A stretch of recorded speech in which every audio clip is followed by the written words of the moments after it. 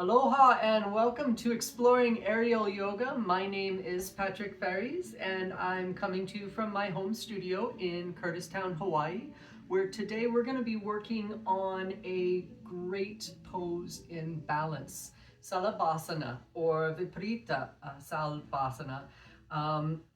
Most people will know these poses as Locust Pose, where we're on our bellies and we're really just holding up the body through that core or through that nice fulcrum point, that balance point in our belly or our hip area, or sometimes that more airplane or even that superhero sort of pose.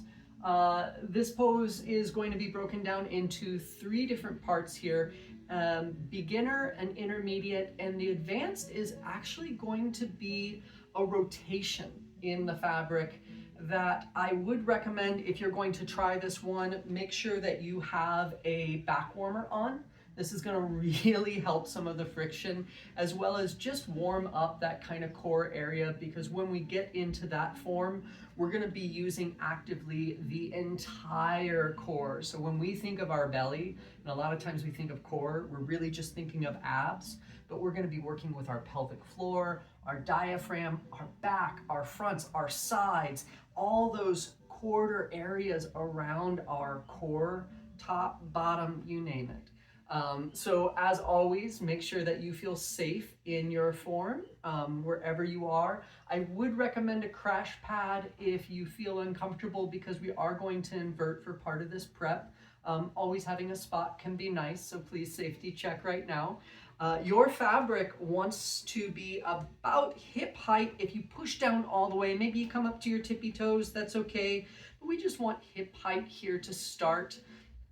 And as we come into this form, we're going to really just put that fabric around our front, put our hips down, make sure those hands are to the sides of our hips in the fabric. If they're underneath, we're going to get locked in there, and we're going to lean forward. As we lean forward, maybe you go into that Uttanasana, or maybe you go into a little bit of a down dog. Even a flying down dog is fun here.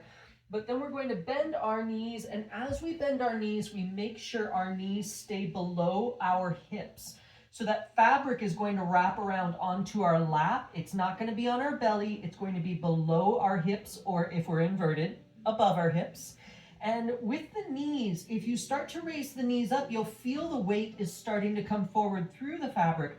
So always making sure those feet start to extend as the knees lift. And you can see how I'm a little bit more of a chair form here.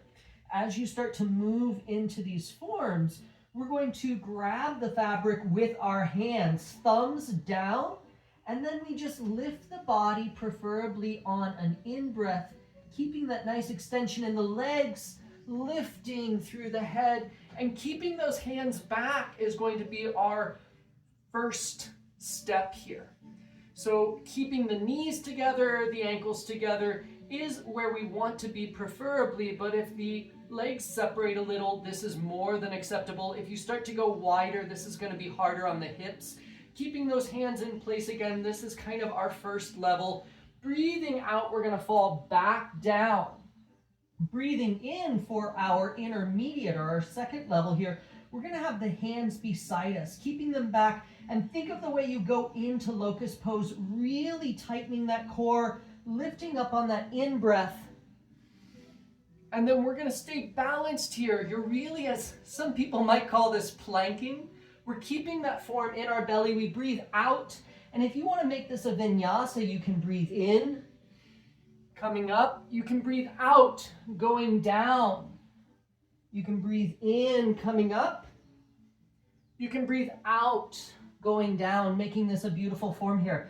Our third form here, I would recommend just coming up for a moment, because we have been inverted. Whenever you invert, really just having that head to heart, letting your heart rate calm down, just kind of find that nice homeostasis.